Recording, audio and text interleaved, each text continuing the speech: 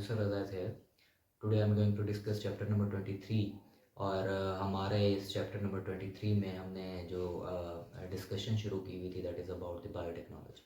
तो बायोटेक्नोलॉजी के बारे में हमने शुरू में इसके इंट्रोडक्टरी जो लेक्चर्स थे उनके अंदर देखा था कि किस तरह से बायोटेक्नोलॉजी जो है वो इस तरह एक इम्पॉर्टेंट रोल जो है वो परफॉर्म कर रही है इन वेरियस फील्ड्स। तो किस तरीके से फूड की प्रोडक्शन के अंदर किस तरीके से वेरियस वैरायटीज़ जो है उनको बेसिकली बेहतर बनाने में और किस तरह से मज़ीद चीज़ों को जो है वो मज़ीद बेहतर से बेहतरीन करने में इसका इम्पोर्टेंट रोल है पड़ा। तो सबसे पहले चीज़ है हमने कुछ पिछले वीडियो लेक्चर के अंदर डिस्कस किया था कि किस तरह से एक जीन ऑफ इंटरेस्ट जो है हम उसे हासिल करते हैं और फिर उस जीन ऑफ इंटरेस्ट को हम बेसिकली किस तरीके से मॉलिक्यूलर सीजर्स की मदद से काटते हैं।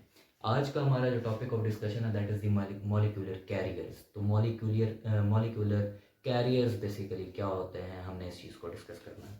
फर्स्ट ऑफ ऑल अगर हम मॉलिक्यूलर कैरियर्स की बात करें तो मॉलिक्यूलर कैरियर्स बेसिकली हम इन्हें कहते हैं दीज आर वेक्टर्स। ठीक है, ये वो वेक्टर्स होते हैं जो कि लेकर जाने वाले होते हैं, जो कि हमारे जीन ऑफ इंटरेस्ट को क्या करेंगे, ट्रांसफ़र करेंगे। ठीक है, तो इन्हें हम बेसिकली नाम देते हैं these are called as the molecular carriers. हम इन मॉलिक्यूलर कैरियर्स को वेक्टर्स का नाम देते हैं। तो वेरियस टाइप्स ऑफ वेक्टर्स जो हैं वो यूज़ होते हैं। ये बेसिकली क्या होते हैं अगर हम इनको देखें तो ये वो चीज़ें हैं मॉलिक्यूलर कैरियर जो कि क्या करवाती हैं, जो कि विच आर यूज्ड, जिन्हें हम यूज़ करते हैं, यूज़ टू इंट्रोड्यूस। हम इनकी मदद से इंट्रोड्यूस कर रहे होते हैं बेसिकली किस चीज़ को, रिकम्बिनेंट डीएनए को। ठीक है, जो रिकम्बिनेंट डीएनए है हम बेसिकली उसको इंट्रोड्यूस करवा रहे हैं into the host cell, into the host के अंदर हम क्या कर रहे होते हैं, इंट्रोड्यूस करा रहे होते हैं with the help of these vectors, with the help of these molecular carriers. तो हम मुख्तलिफ़ किस्म के मॉलिक्यूलर कैरियर्स को जो है वो बायोटेक्नोलॉजी के अंदर यूज़ करते हैं, जिनमें कॉमनली जो यूज़ हो रहे हैं मॉलिक्यूलर कैरियर, जो कॉमन यूज़ है बेसिकली कॉमनली यूज़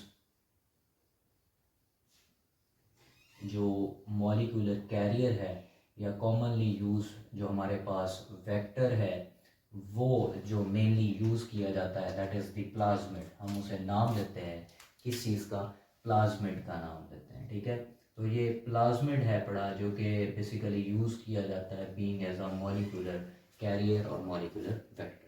तो इसको यूटिलाइज किया जाता है रिकम्बिनेंट डीएनए को जो है हम क्या करते हैं बेसिकली जो हमारा डीएनए है हम उसको यूज़ कर रहे हैं किसी जीन ऑफ इंटरेस्ट को फॉर एग्जांपल हम यूज़ कर रहे हैं किसी बायोटेक्नोलॉजिकल प्रोडक्ट को बनाने के लिए, तो हम इस वेक्टर को बेसिकली यूटिलाइज कर रहे होते हैं, प्लाज्मिड को यूटिलाइज कर रहे होते हैं।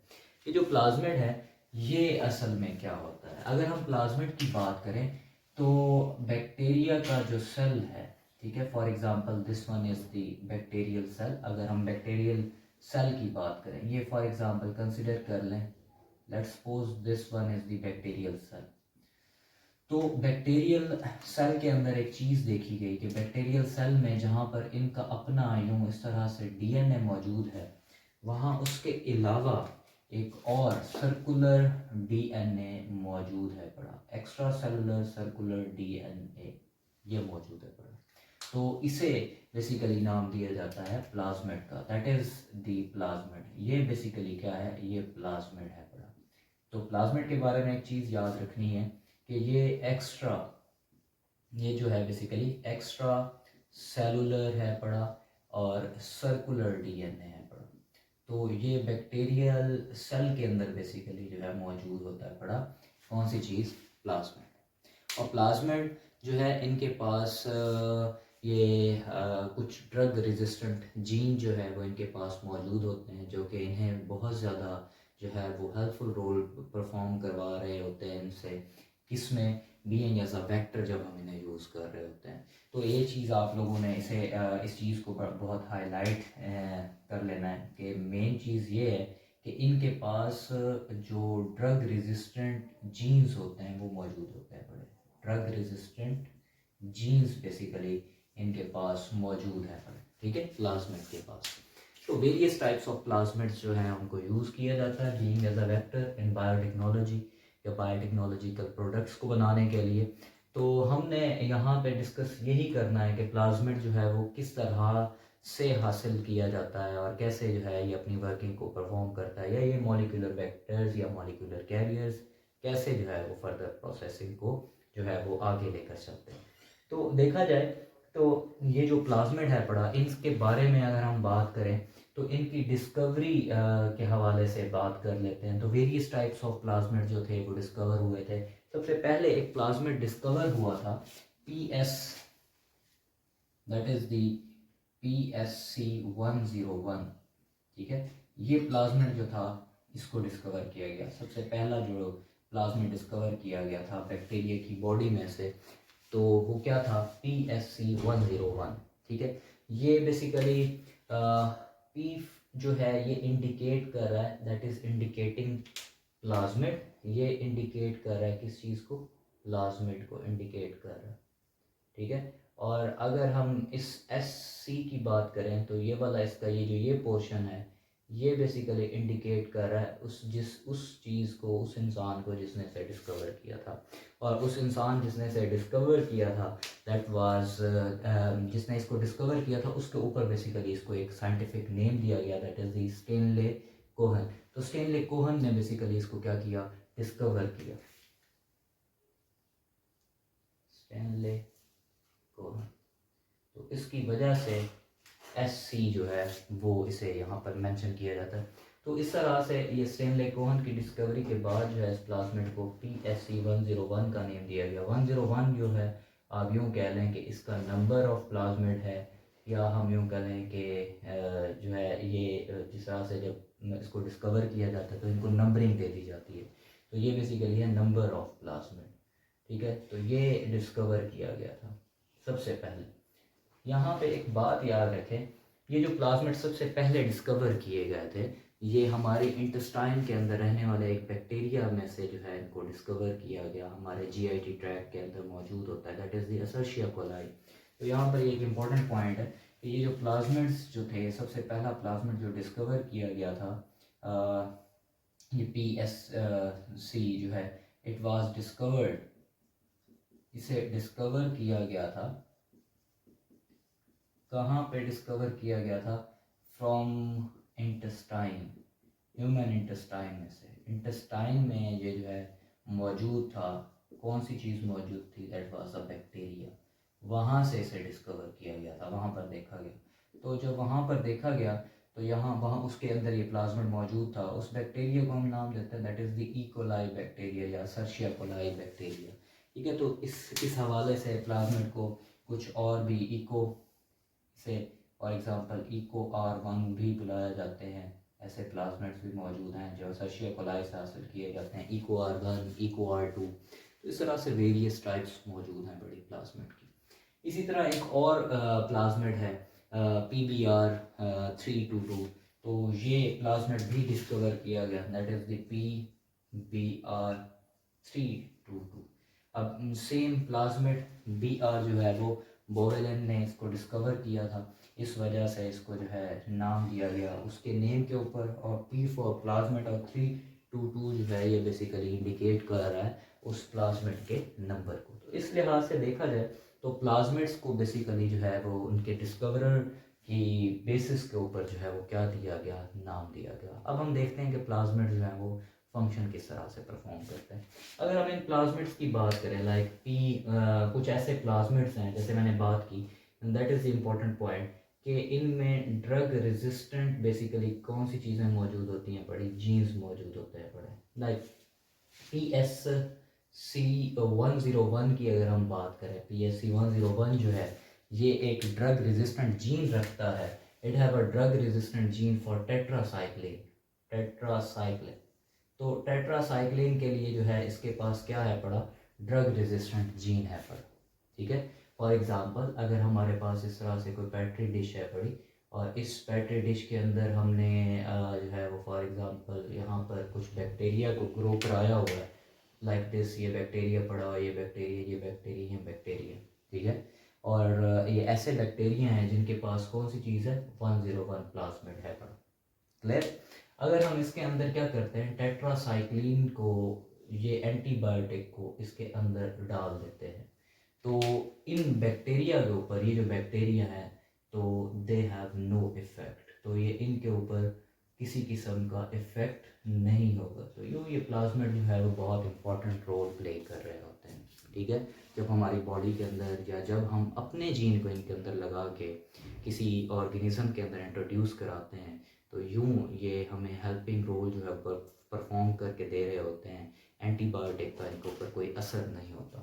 तो ये इस तरह से ये इस तरह P101 जो है PSC101 टेट्रासाइक्लिन के लिए रेजिस्टेंट जीन रखता है। इसी तरह अगर हम PBR की देखें, PBR जो है PBR322, इसको अगर हम देखें तो PBR322 जो है इसके पास भी जो है वो ड्रग रेजिस्टेंट जीन मौजूद है पड़ा। और इसके पास जो ड्रग रेजिस्टेंट जीन है पड़ा, इसकी अगर हम बात की जाए तो इसमें टेट्रासाइक्लिन के लिए जो है वो ड्रग रेजिस्टेंट जीन है, प्लस एम्फीसिलीन के लिए भी इसके पास कौन सी चीज़ मौजूद है बड़ी, ड्रग रेजिस्टेंट जीन है पड़ा। फॉर एग्जांपल वही सेम चीज़ के अगर हमारे पास यूँ पेट्री डिश है और पेट्री डिश के अंदर हमारे पास यहाँ पर मौजूद है पड़े like this one bacteria and bacteria, ये यहाँ पे पड़े हुए हैं और हमने यहाँ पर डाल दिया फॉर एग्जांपल, ये मुख्तलिफ बैक्टीरिया पड़े हुए थे, हमने यहाँ पर डाला फॉर एग्जांपल एम्फीसिलीन को डाल दिया, ठीक है, ये एम्फीसिलीन डाला। और अगर यहाँ पर बैक्टीरिया ऐसा पड़ा हुआ था जो जिसके पास PS101 है, ठीक है, अगर ये बैक्टीरिया पड़ा हुआ था PS101 वाला, तो एम्फीसिलीन डालने से ये सारे के सारे PS101 वाले क्या हो जाएंगे, ये किल्ड हो जाएंगे, ये मर जाएंगे, ठीक है। और इसी तरह फॉर एग्जांपल अगर हमारे पास जो है यहाँ पर इनकी बजाय पड़ा हुआ था कौन सा PBR322 वाला जो है वो प्लाज्मिड वाला कोई बैक्टीरिया पड़ा हुआ था, तो तब अगर हमने टेट्रासाइक्लिन को डाला या एम्फीसिलीन को डाला तो ये क्या करेंगे, ये अलाइव रहेंगे, इनके ऊपर किसी किस्म का कोई असर नहीं होगा। तो यूँ ये ड्रग रेजिस्टेंट जीन्स प्लाज्मिड को जो है वो बहुत ज़्यादा क्या कर रहे होते हैं, या बैक्टीरिया को बहुत ज़्यादा हेल्पिंग या सपोर्टिंग रोल प्ले कर रहे होते हैं उनके सर्वाइवल के अंदर। हमने इन्हीं को यूज़ किया बीइंग एज अ वेक्टर, ठीक है। क्या किया जाता है, इनके जिस्म से इस प्लाज्मिड को निकाल दिया जाता है। For example this one is the plasmid, ठीक है, ये प्लाज्मिड कुछ इस तरह से था, ये इस तरह से ये प्लाज्मिड था, इनको निकाल दिया गया, दैट इज द प्लाज्मिड। ये एक प्लाज्मिड है, इसको यहाँ से निकाला। अब इस प्लाज्मिड को with the help of restriction endonucleases, restriction endonucleases की मदद से इसको यहाँ से कट लगाया, ये यहाँ से कट कर दिया। सेम अब क्या किया गया, जीन ऑफ इंटरेस्ट जो है वो बेसिकली हम ले आए, let's suppose this one is the gene of interest, ये हमारा कोई जीन ऑफ इंटरेस्ट है लाइक दिस, ये आपका कोई जीन ऑफ इंटरेस्ट है और आप इससे जो है वो किसी बैक्टीरिया की बॉडी में, let's suppose this is gene of interest for, ये जीन ऑफ इंटरेस्ट है फॉर इंसुलिन, ये इंसुलिन के लिए जो है वो जीन ऑफ इंटरेस्ट है पर, ठीक है, आपका इंसुलिन का जीन है पर, आपका ये जीन ऑफ इंटरेस्ट, आपने इसी जीन ऑफ इंटरेस्ट को उठाया और यहाँ पर लगा दिया, ठीक है। और इस जीन ऑफ इंटरेस्ट को भी आपने रिस्ट्रिक्शन एंडोन्यूक्लियस से क्या किया होगा, कट किया होगा। तो जब आपने इसको यहाँ पर लगाया इस जीन ऑफ इंटरेस्ट को, तो ये आपका gene of interest, let's suppose this, ये ब्लैक कलर के अंदर ये जीन ऑफ इंटरेस्ट यहाँ पर लग गया है इस प्लाज्मिड के साथ यूँ। और यूँ देखें कि ये प्लाज्मिड नाउ आप इसे कहाँ पर ले जाकर रख सकते हैं, नाउ आप इसे बैक्टीरिया की बॉडी में रख सकते हैं, ठीक है। तो बैक्टीरिया की बॉडी में चला जाएगा ये प्लाज्मिड और वहाँ पर फॉर एग्जांपल इसकी बॉडी में ये आया तो इसने यहाँ पर क्या बनाना शुरू कर देना है, इंसुलिन बनाने शुरू कर देंगे। तो इस तरह से ये प्लाज्मिड्स जो है ये कैरियर के तौर पर यूटिलाइज किए जाते हैं ताकि आपके जीन ऑफ इंटरेस्ट को जो है वो लेकर जा सके। अब देखिए यहाँ पर एक इम्पॉर्टेंट चीज़ हमें देखने को मिलती है कि जब हम plasmid is also a DNA molecule, ठीक है, और जब आप उसके साथ कोई जीन ऑफ इंटरेस्ट मिला देते हैं, जीन ऑफ इंटरेस्ट लगा देते हैं, तो ये अब ये एक ऐसा डीएनए बन चुका है जो कि बेसिकली जिसके पास दो पार्ट्स हैं पड़े, एक ये वाला पीस और एक ये वाला पीस। डीएनए जो है ये एक ऐसा है जिसके पास जो कि हाइब्रिड डीएनए है पड़ा। हम इसको कुछ इस तरह से कहते हैं, मैं इसको थोड़ा सा जो है वो रेज करता हूँ लाइक दिस। फॉर एग्जांपल ये आपके पास प्लाज्मिड है और इस प्लाज्मिड के अंदर आपने क्या किया हुआ है, फॉर एग्जांपल ये जीन ऑफ इंटरेस्ट आपने यहाँ पर लगा दिया, ये जीन ऑफ इंटरेस्ट लगा हुआ है। तो ये एक बन चुका है, that is a recombinant DNA. ये एक रिकम्बिनेंट डीएनए बन चुका है, ठीक है।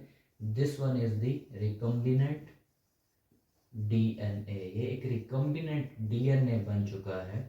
या फिर आप, क्योंकि इसके पास दो पीसेस हैं डीएनए के, एक वो जो आप जीन ऑफ इंटरेस्ट लेकर आए हैं और एक ये जो कि प्लाज्मिड है अपना। तो ऐसे रिकम्बिनेंट डीएनए को हम एक और नेम दे देते हैं, that is also called as chimeric DNA, ठीक है। Recombinant DNA is also called as chimeric DNA. तो इसको काइमेरिक डीएनए भी बुलाया जाता है। तो यूं रिकम्बिनेंट डीएनए या काइमेरिक डीएनए बना लिए जाते हैं किस तरह से, इस सारे प्रोसेस के थ्रू। तो यहाँ पर आप लोगों को एक और मेन इंपॉर्टेंट चीज़ जो है वो बताता जाऊँ कि let's suppose this one is the plasmid, और यहाँ पे और इन जगहों पे इनको ज्वाइन कराया गया है, इनको जोड़ा गया है with the help of a glue, that is a biological glue, जिसे हम नाम देते हैं लाइगेज। ये बेसिकली एक एंजाइम है जो कि क्या करता है, लाइगेशन का प्रोसेस परफॉर्म करता है।